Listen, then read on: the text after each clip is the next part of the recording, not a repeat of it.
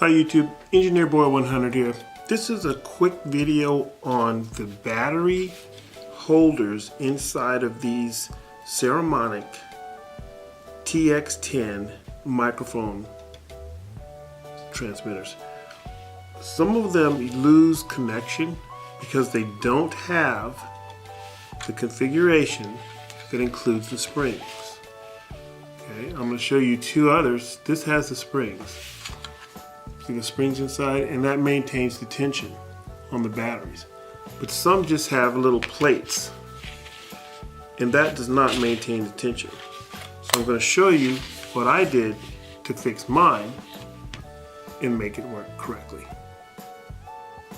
Okay, so these are the Saramonic little battery holders, and I'm going to put some glue on these little pieces of rubber here I have, and I'm going to put them underneath electrical connectors because they keep bending down flat and they don't make contact with the battery. Okay. Sorry if you can't see this, it's hard to get it.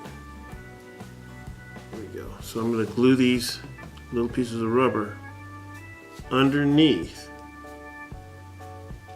the metal contacts for the battery, and I'll do that to all four of them.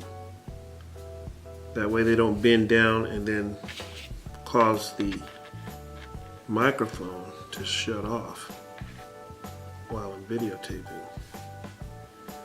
And this is the only thing that I really found about these microphones that I don't like. Everything else works very, very well. So I recommend them outside of this. And if someone else has been experiencing their microphones shutting off randomly, other than dead batteries, you might want to check these connectors before you throw in the towel on these mics, because other than that, they're really a good value and they work really good with good sound quality, and I really like them. So I'm just going to put this in here. Sorry if you can't see it because I'm trying to look and show you at the same time, but yeah, you get the idea. Little pieces of rubber up underneath. See if I can give you a really good view.